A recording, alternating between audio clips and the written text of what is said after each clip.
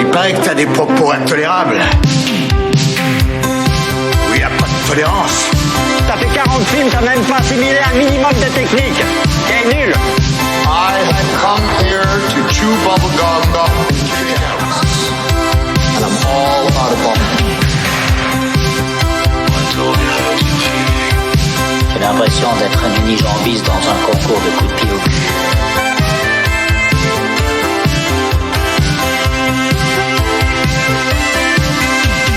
Salut à tous, c'est Luc Le Guenec et bienvenue dans Retour vers le Turfu, le podcast de cinéma traversant différentes époques à la recherche des meilleurs films de tous les temps. Chaque mois, nous parlons d'un film et nous en profitons pour revenir en France à l'époque de la sortie du long métrage pour vous y parler des actualités de la pop culture, musique, ciné et TV au moment de la sortie du film. Dans cette première partie de l'émission 66 et notre dernier numéro enregistré à distance, on retourne en France le 2 novembre 2011 à la sortie du film Intouchable réalisé par Olivier Nakache et Eric Toledano. Avec moi aujourd'hui pour vous parler de la pop culture et des news en France à cette époque. Oui, JB, bonjour.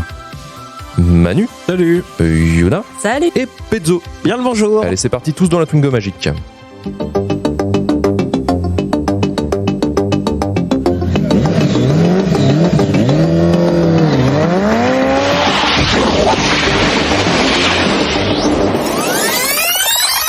Et voilà, c'est un retour vers le Turfu assez sommaire puisque des changements vont arriver au fur et à mesure dans le monde du podcast, notamment l'utilisation des musiques commerciales. On a eu un avertissement avec notre hébergeur favori Acast qui nous a dit concrètement une musique de commercial utilisée égale 1 va te faire foutre. Donc on a décidé finalement de calmer le jeu avec les musiques et donc le Hit Machine sera pourvu de musique. Ce sera donc un 100% friendly producer. Donc vous êtes prévenus maintenant. Petite pensée du coup à certains podcasts de musique qui vont peut-être devoir trouver d'autres solutions en fait pour faire leur analyse musicale. Une petite pensée à Giga Music. Bah alors Giga Music je pense pas parce que toutes les musiques qui passent à mon avis tout le monde s'en branle. Dans le sens où il n'y a pas de mec qui va demander des sous sur ou des claims sur ce type de musique. Ça me laisse perplexe parce que t'as des formules SACEM pour podcasters et du coup tu peux être autorisé à diffuser de la musique en théorie. Je sais pas, c'est un peu flou. La SACEM elle te protège juste de te faire engueuler par En gros, la tu SACEM. leur fais de la thune pour qu'ils te laissent tranquille. Voilà. Alors, en gros, c'est ça. Sans déconner, c'est ça, en fait. C'est une grosse arnaque. Hein. Ce qui régit vraiment du monde de la musique, c'est pas la SACEM. La SACEM, tout le monde s'en branle. C'est vraiment Bonjour. les maisons C'est de la de disques, SACEM. en fait. Et concrètement, si les maisons de disques ne veulent pas que ta musique soit apparaisse dans un épisode, ils ont très bien le droit de la virer et de virer ton épisode en demandant à Spotify. Ouais, c'est fair play. Là, je vous parle d'un claim qu'on a eu par rapport à la pop culture de 2016, qui était la pop culture de Star Wars, en fait, Rogue One. Cet épisode, en fait, s'est fait blacklister sur Spotify, et c'est Universal, en fait, qui l'a demandé. Tu imagines bien si je leur envoie un mail en disant, hey, j'ai la SACEM, en fait, tu peux rien dire? Bah les mecs ils disent non, j'ai pas envie, mec, c'est à l'international, j'en ai rien à foutre, casse-toi quoi. Bref, on s'en bat les couilles, tout de suite, on part sur les gros titres. Le point actu de RVLT. En gros titre de ce 2 novembre 2011, destruction des locaux de Charlie Hebdo à Paris dans la nuit du 1er au 2 novembre 2011 par un jet de cocktail Molotov. Attaque perpétrée par des anonymes gogols qui ont réagi un poil violemment à la couverture du numéro spécial Sharia Hebdo qui représentait Mahomet, le prophète musulman qui dit 100 coups de fouet si vous n'êtes pas mort de rire. Réunion du sommet entre la France et l'Allemagne pour se mettre d'accord comment l'UE va sortir, comment l'Union Européenne va réussir à sortir la Grèce de la crise, pays qui a pris en pleine poire la crise des subprimes en 2008. Côté justice, ouverture du procès pour le meurtre de Maria-Christine Odo, le coupable Manuel Descruz avait en septembre 2009 dans le Loiret kidnappé, violé et étranglé cette femme de 49 ans par préméditation. Portrait du tueur, ancien alcoolique dépressif qui sortait de prison suite à sa précédente condamnation en 2002 où il avait écopé de 11 ans de prison pour viol sur mineur, puis remis en liberté pour bonne conduite. Cette affaire va relancer pour la 8745e fois le problème de la récidive et de la justice. Et pour finir, grosse claque dans la pop culture puisqu'en novembre 2011 c'est la sortie d'un des plus gros jeux cultes de ces décennies, le 5e épisode de la saga de jeux vidéo Elder Scrolls avec le titre Skyrim qui arrive sur PS3, Xbox 360 et PC, un jeu du studio américain Bethesda qui nous plonge dans un univers d'heroic fantasy maboule mais toujours aussi buggé. En un mois, le jeu a cumulé tout de même 10 millions de ventes, un énorme succès qui continue encore de pérenniser sur les différentes plateformes, notamment dernièrement sur Nintendo Switch. Alors JB, t'as un mot à dire là-dessus. On était rendu à 30 millions d'unités vendues. Ah. Et le dernier volet, parce que c'est le dernier volet en fait de The Elder Scrolls, et le prochain, apparemment il serait prévu pour 2026, pas avant 2026. Donc tu vois, pour l'instant, C'est dans il y a le encore de temps. beaux jours devant lui. Ouais, d'ailleurs, Microsoft a récupéré la licence, ils ont récupéré le studio Bethesda, disponible que sur PC et sur console Microsoft en plus. JB, c'est à toi maintenant pour nos petites indignités du jour. Nous sommes sur le service public. Quelle indignité. En novembre novembre 2011, il y a eu la mise aux enchères du carnet de vol de James Lovell, qui est le commandant de bord d'Apollo 13. Ok. Donc il a mis en vente son carnet de bord dans lequel il y avait les calculs qui leur ont permis justement de connaître leur position et ce qui leur a sauvé la vie. Et il a été vendu $390 000. Faut savoir, lui, Ok. c'était suite à une rupture du réservoir d'oxygène, en fait, qui s'est retrouvé un petit peu dans la merde. Et du coup, ils avaient utilisé le module lunaire comme radeau de sauvetage pour pouvoir rentrer sur Terre. Et donc, Ok. dernière petite actu insolite, la meilleure photo du monstre du Loch Ness qui a été prise en novembre 2011 par George Edwards, 60 ans, et qui passe à peu près 60 heures par semaine dans son poste d'observation au bord du Loch Ness. Ah, le mec est impliqué. Ah oui, il est quoi. impliqué, et puis donc il l'a observé pendant une dizaine de minutes en mouvement, puis il a disparu dans les tréfonds du Loch Ness, et donc il a réussi à faire une photo donc en novembre 2011 où clairement on voit un truc qui dépasse de l'eau, quoi, comme n'importe quel truc qui dépasse de l'eau et que tu prends en photo, quoi. et voilà, c'était la petite actu insolite de novembre 2011. Et pendant ce temps-là, à Nantes...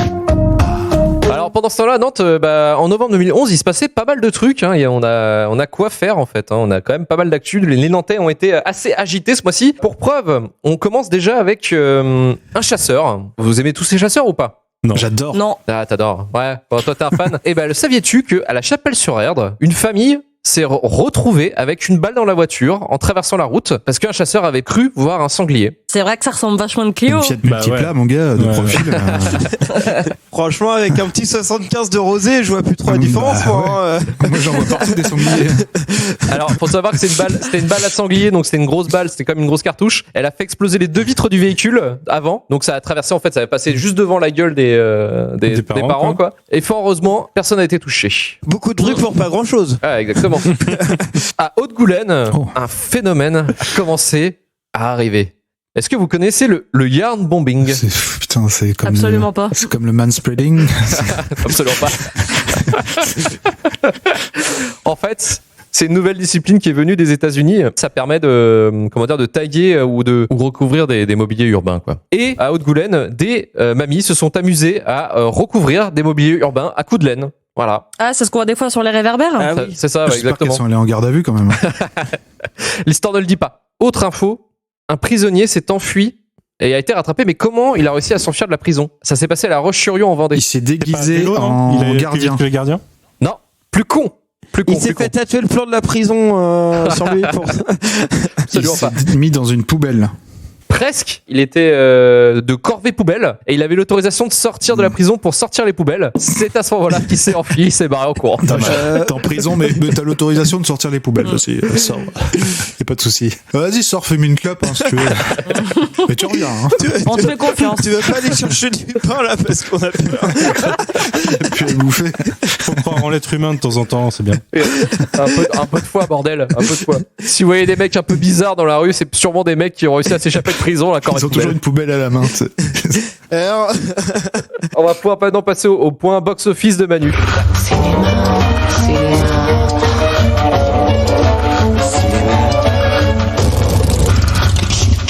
Alors Manu, qu'est-ce se passait-il au box-office en novembre 2011? On touche aux années 2010 et je sais pas si vous avez remarqué, mais il y a énormément de films qui sont sortis pendant cette décennie avant qu'on se fasse covider sur la fin.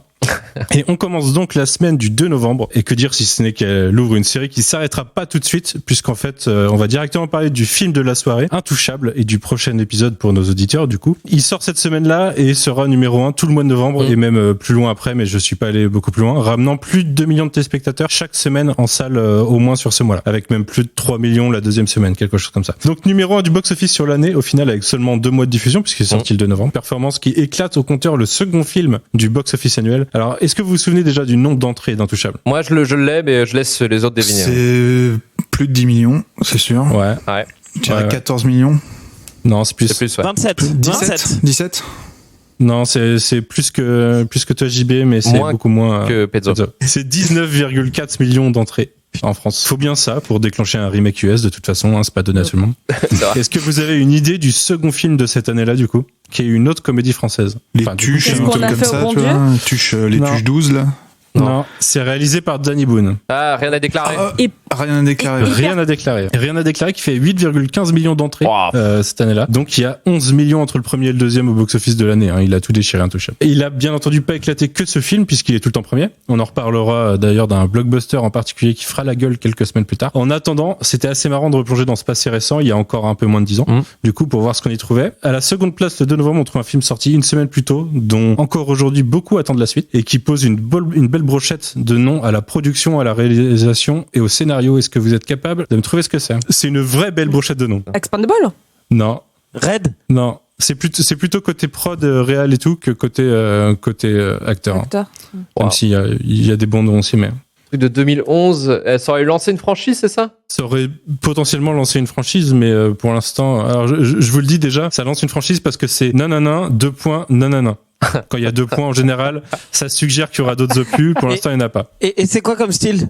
C'est de l'animation. C'est une adaptation de BD. C'est un peu facile du coup. Tintin. Les aventures de Tintin, le secret de la licorne. Il y en a qu'un pour les l'instant. 2 points, laissant en effet supposer qu'il devait y en avoir plusieurs et c'était globalement prévu. Celui de Spielberg. Donc c'était réalisé par Steven Spielberg, produit par Peter Jackson, scénarisé par Edgar Wright, Joe Cornish et Steven Moffat. La violence. J'ai mis Steven Moffat à la fin si jamais vous voulez le jeter du tas, mais à l'époque il avait un beau nom déjà. Après avoir fait plus de 3 millions d'entrées en semaine 1, le film se fait vampiriser directement par Intouchable et passe sous le million en une semaine. Waouh. Je sais pas si vous visualisez, j'ai fait le calcul du coup entre les chiffres réels, il a perdu 70% de son audience de sa première semaine en deuxième. C'est une grosse claque pour un film comme Tintin. On peut dire que Omar Sy a tué Tintin. Du coup. Oh là là. Mais attends, Tintin c'est gros en France normalement. Hein. Je pense que ça a un peu joué quand même. 70 c'est assez ouf quand même comme chute. Hein. Ouais, 70% c'est beaucoup. Hein. Quand tu perds 40 ou 50, déjà tu fais la gueule. Là, 70%. Ils Dans ont la dû deuxième prendre cher, semaine surtout, c'est ça qui est énorme, c'est ça qui est horrible parce que tu sais que tu remonteras jamais en fait. Ouais.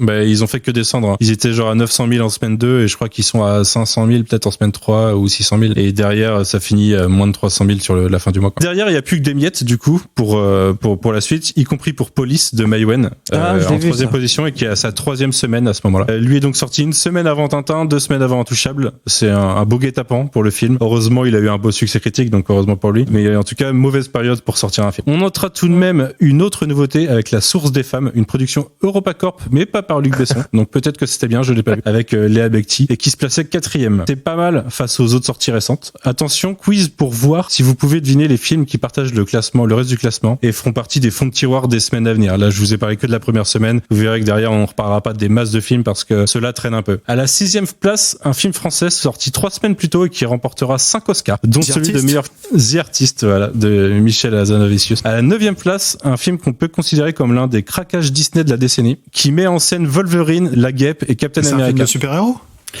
C'est un film de boxe. Real Steel. Real Steel, ouais. Il est pas mal. Il est pas mal.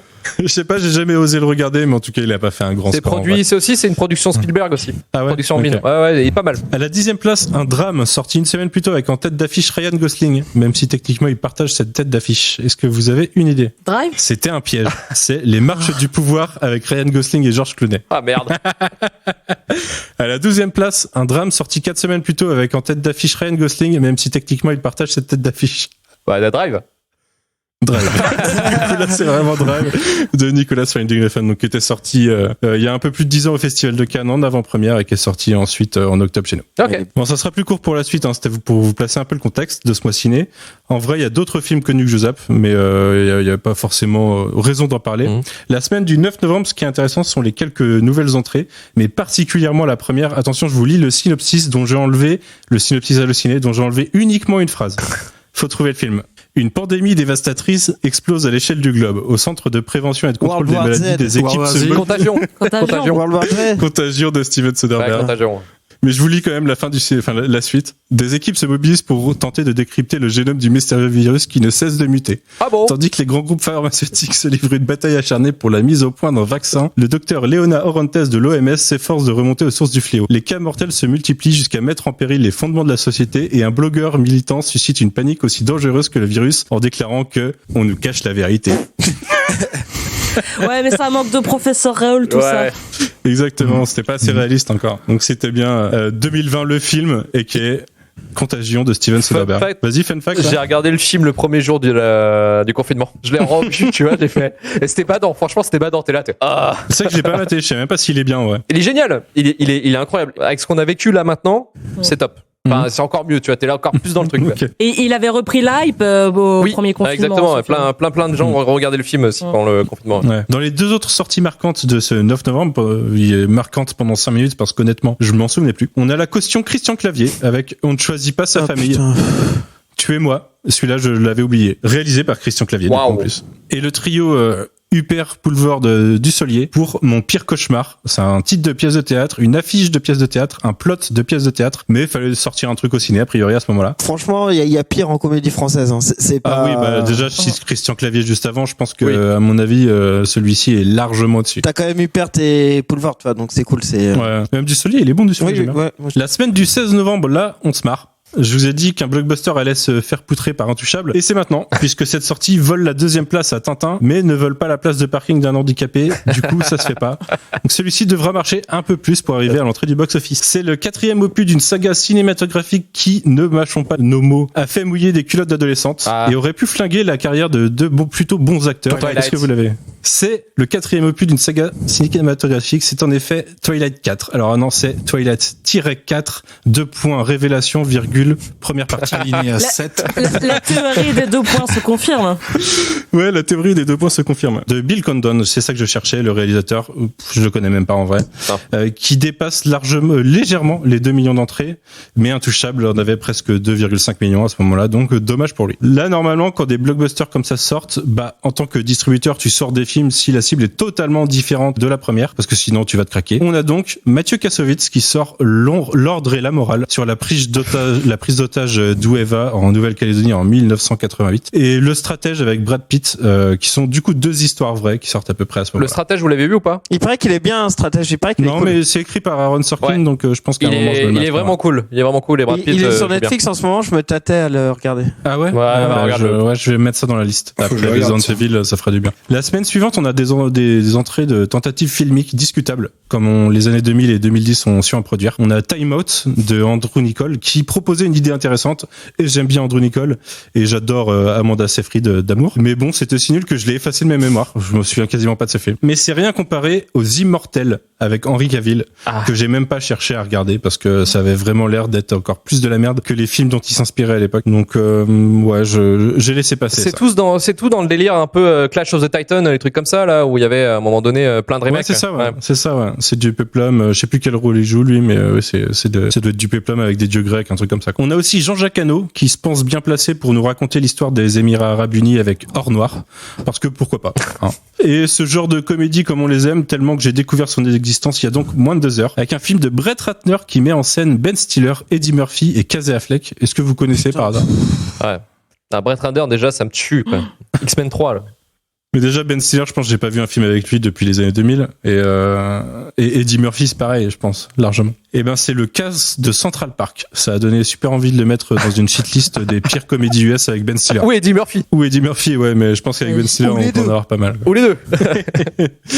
Jamais entendu parler de ce film. Non, mais moi non plus, je l'ai découvert là, du coup, c'était incroyable. On finit ce mois, le 30 novembre, du coup, qui était un mercredi, avec un drame, la chute en 4e place de Twilight, qui perd sa 2e. Les culottes ne mouillent plus, ou les cibles ont trop grandi et en ont marre d'avoir un tiret, 2 points et une virgule dans le titre pour classifier à quel point on vous pompe le cerveau. Ou alors c'était de la merde dès le début et en fait on en a fait un phénomène pour rien, hein, je sais pas, j'en ai pas vu. Ce que je sais, c'est qu'il se fait dépasser par un spin-off d'un dessin animé de la décennie précédente et un film de gang d'Olivier Marchal qu'on pourrait simplifier en un film d'Olivier Marchal, les Lyonnais.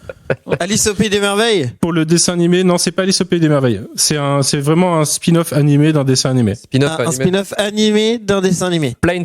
Non. Putain. Donc la série principale, je crois qu'il y a eu 4 films. Shrek. Ouais, Shrek, ouais. C'est le chapeauté qui sort du coup en novembre 2011. Ils ont vraiment fait un film comme ça.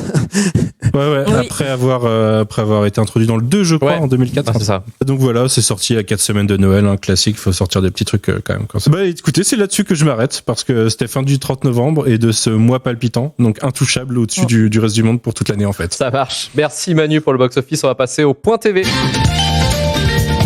Non, appelle Ramsey.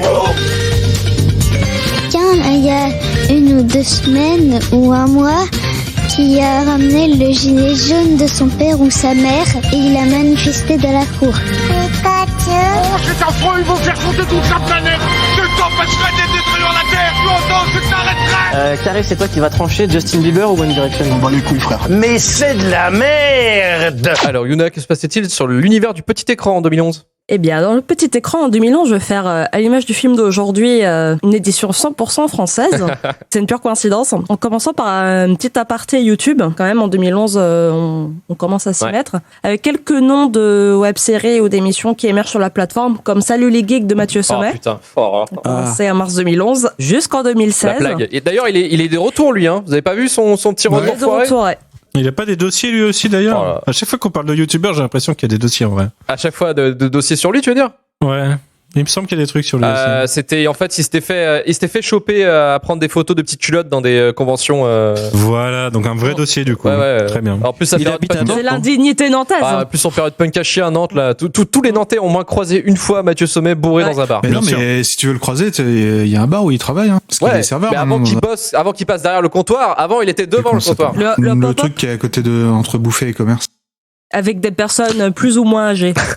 Bah, que des jeunes filles hein, de moins de 13 ans. Ah bah voilà, incroyable. C'est son milieu naturel en même temps. Il y a une heure de jeu dans le bar.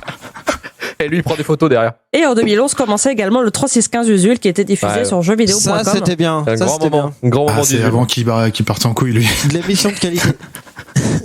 Et les débuts du collectif Nesblog, du coup, ont été un peu plus mis sur le devant de la scène par la portée de 3615 Usul. Antoine Daniel aussi, c'était dans ses... En 2011 ou pas, non? 12, un peu après. Un peu après, ouais. Je crois que c'est un petit peu après, ouais. Mais parlons tout de suite de ce qui nous intéresse, c'est-à-dire la télé-réalité. Donc là, en plus, on est sur une émission qui n'est pas inspirée des États-Unis ou des Britanniques, comme c'est souvent le cas. Donc là, sur une idée bien française, du cerveau d'Alexia Laroche-Joubert.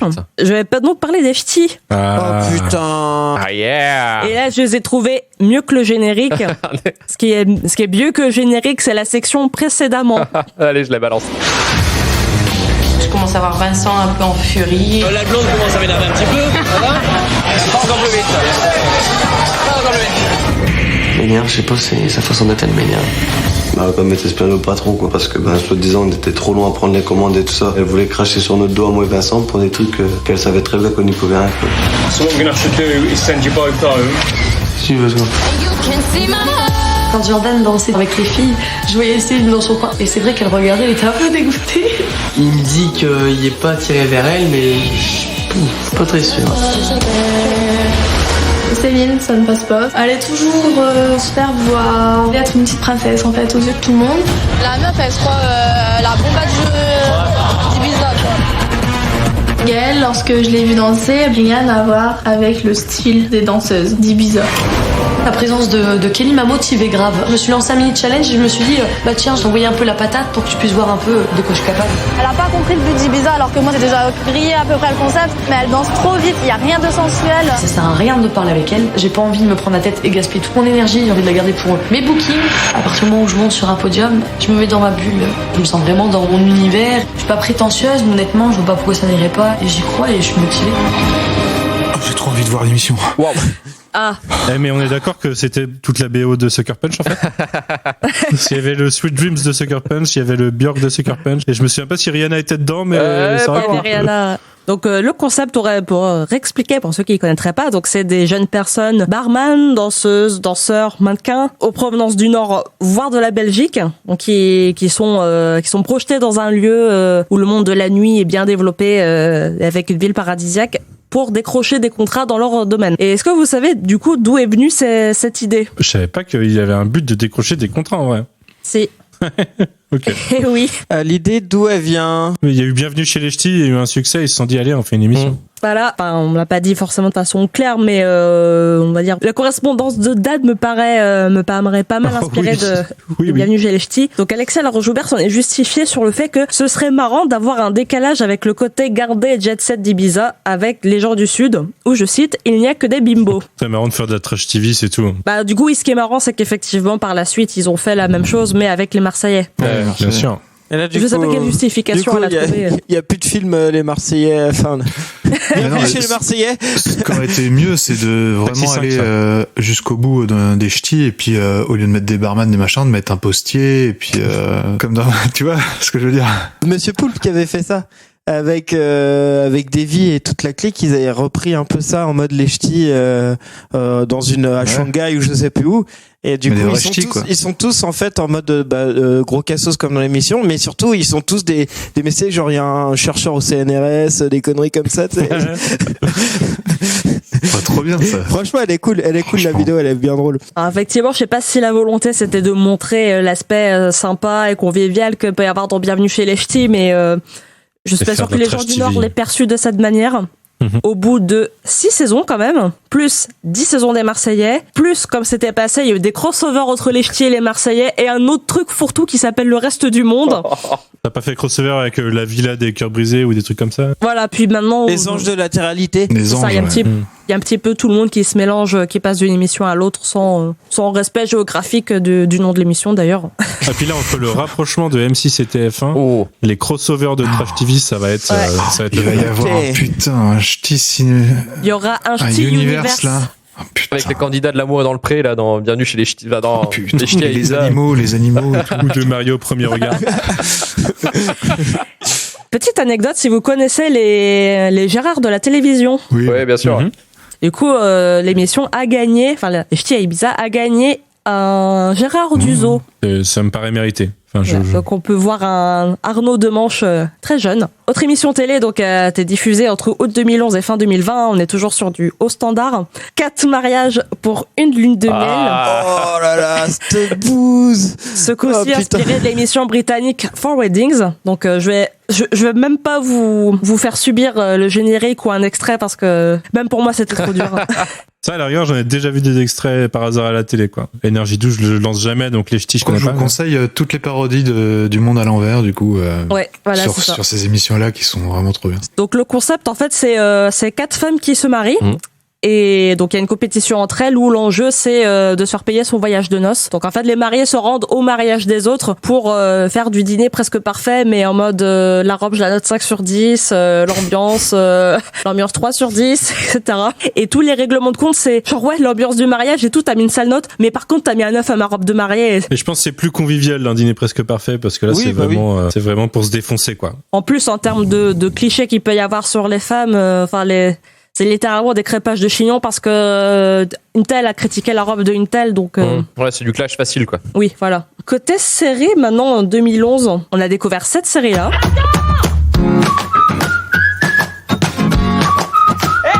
Reviens ici.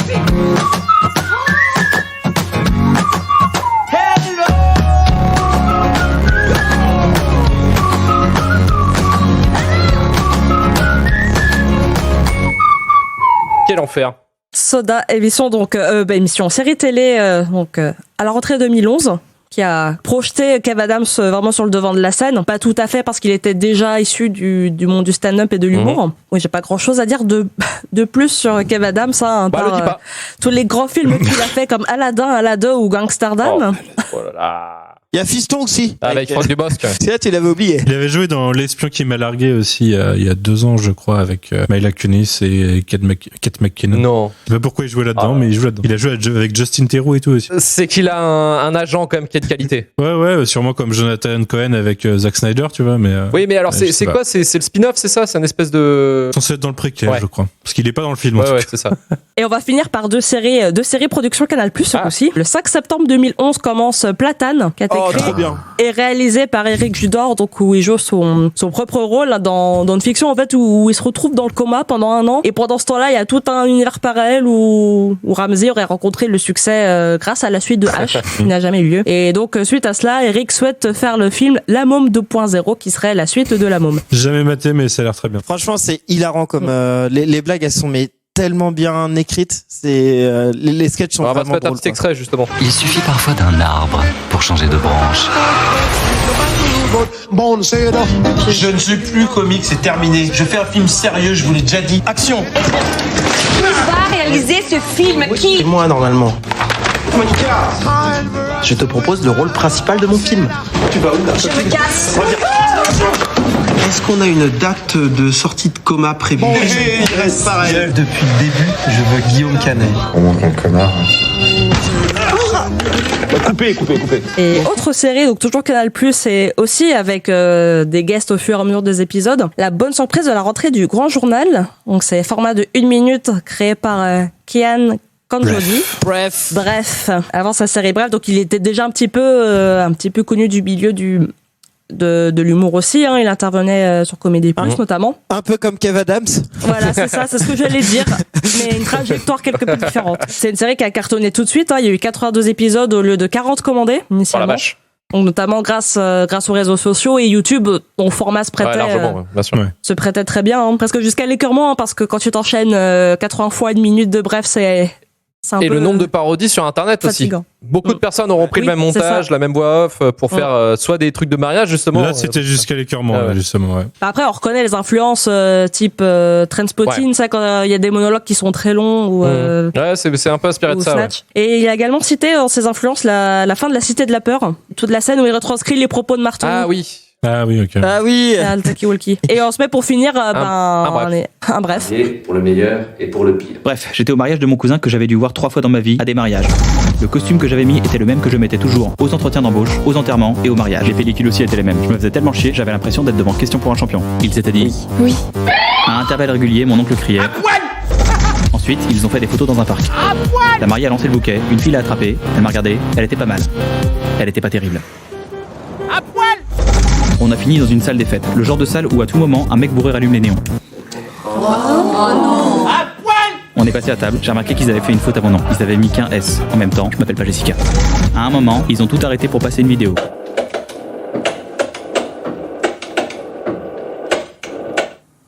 Ça a pas marché. Le seul truc bon, c'était les mousses au chocolat. J'en ai mangé 4. Le champagne aussi était bon. Je me sentais pas bien. Je suis allé aux toilettes. Sur le chemin, il y avait la fille au bouquet de fleurs qui m'a dit Tu viens danser? J'ai dit non. Elle a dit Moi, c'est Jessica. J'ai dit non, c'est moi. Elle a dit Quoi? Les mousses au chocolat m'ont dit cours. En sortant des toilettes, j'ai entendu du bruit. J'ai compris que c'était les mariés. Je me suis dit qu'ils perdaient pas de temps. Je suis sorti, je suis tombé sur le marié, je me suis dit qu'elle perdait pas de temps. Il m'a dit Ça va? Oui. J'ai dit non. Il m'a dit Pourquoi? J'ai dit Les toilettes elles sont cassées. Il m'a dit C'est pas grave, on va pisser dehors. Il est parti, j'ai sauvé un couple. Bref, je suis à la semaine. En vrai, bon épisode. cool cette série. C'est vrai que le montage est incroyable et c'est vrai qu'avec cette musique électro, ça permet en fait justement cette montage ultra saccadé. C'est vraiment sympa. Mais par contre, ça va être une galère à produire. Hein. Même si ça dure 1 minute, ça va être un enfer. En tout cas, merci Yuna pour le point TV et on va pouvoir finir ce point pop culture avec le Hit Machine.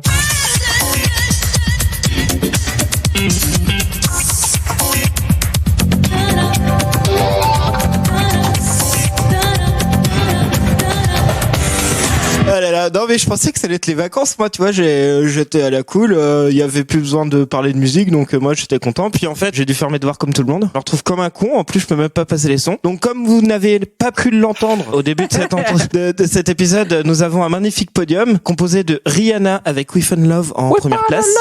Ouais, ça fait un peu ça. Après on avait Someone Like You de Adele en deuxième place. Someone Like You. Voilà.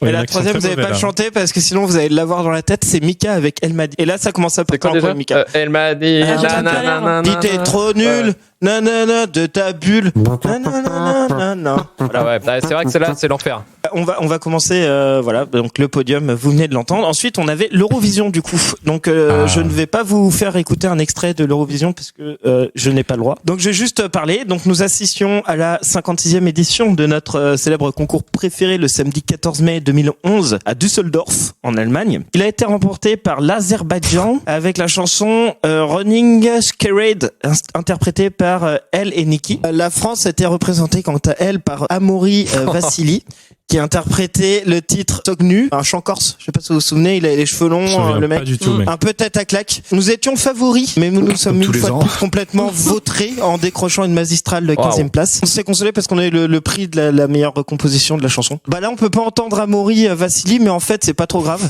parce que je pense que personne n'avait envie de l'entendre.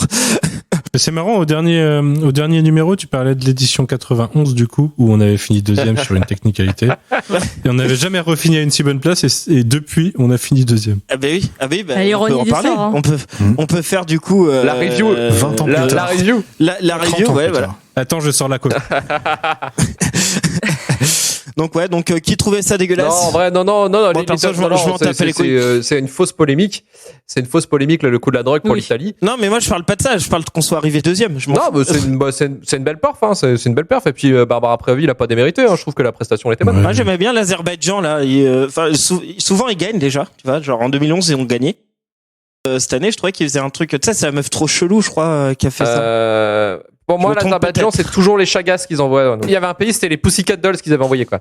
Ouais, mais je crois pas que c'était l'Azerbaïdjan. Bon, bref, c'est pas le propos. Du coup, le top 50 dans l'ensemble, c'était pas dingue. C'était un peu à l'image du podium, c'était plutôt fade. Oh, Rihanna, c'est pas mal. Ouais, non, mais en fait, c'est comme c'est à partir de ce moment-là où que j'ai commencé à très sérieusement décrocher de la radio, etc.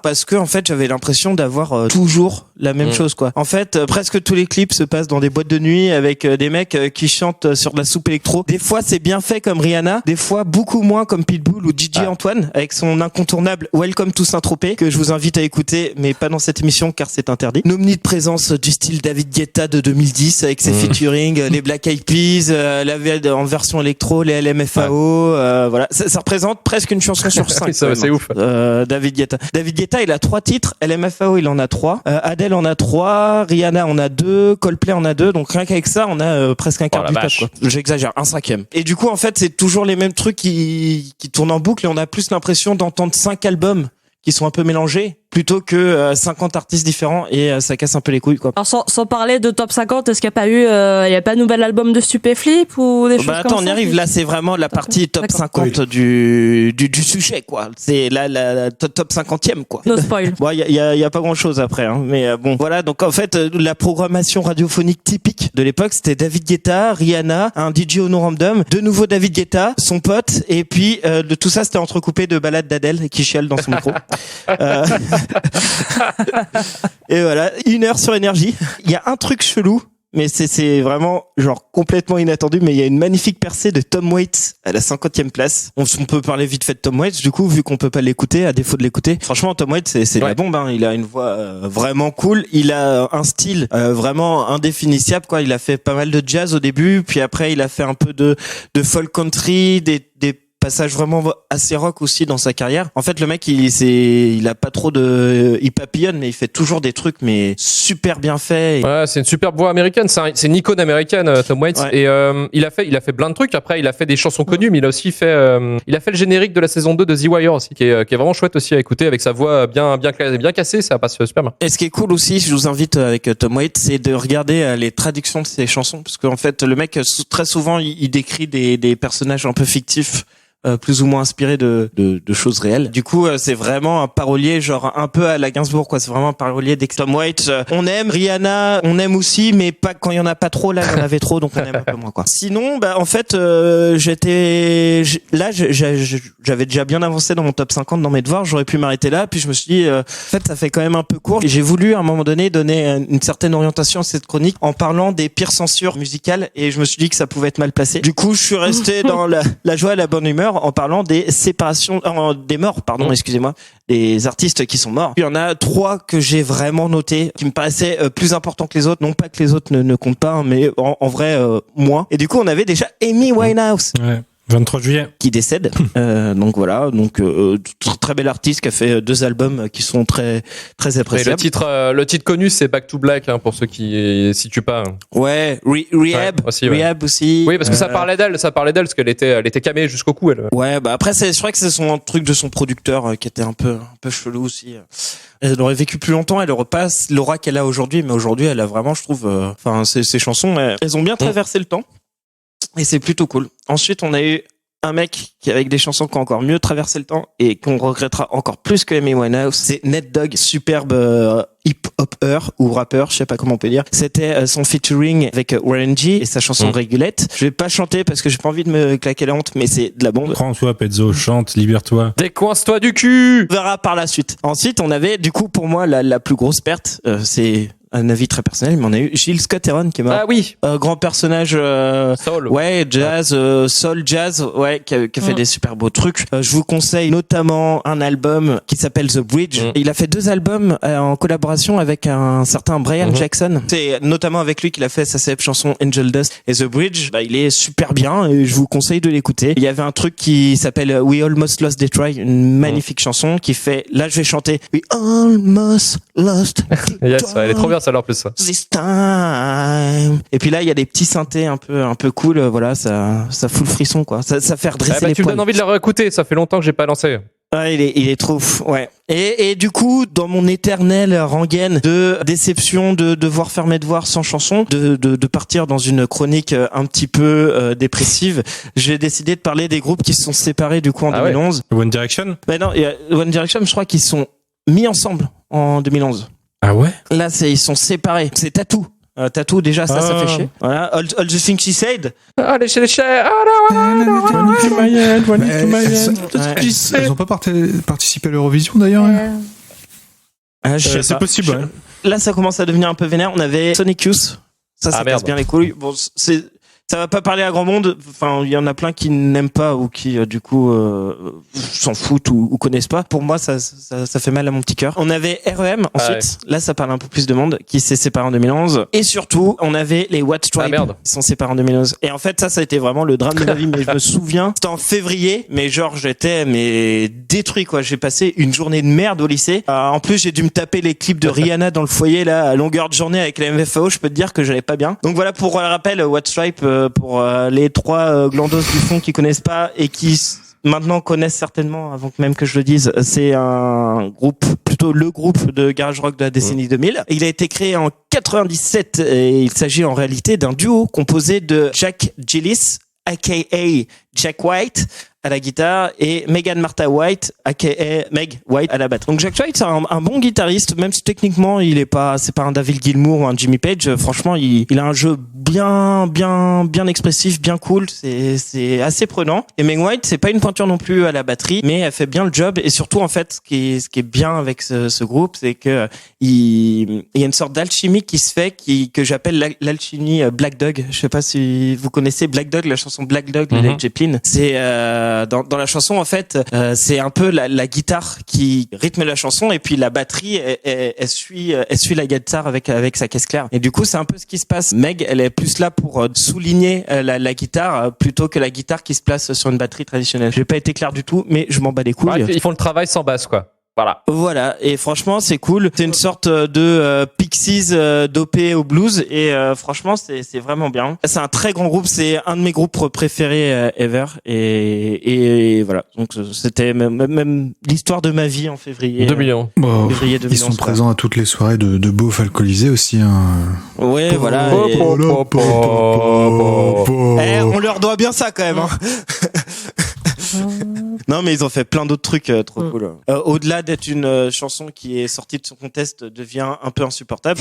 La chanson en elle-même est vraiment cool.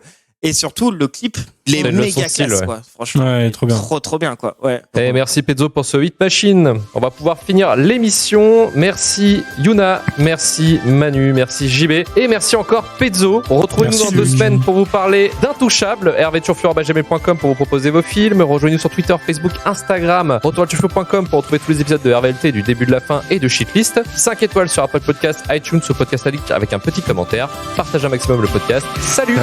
Salut.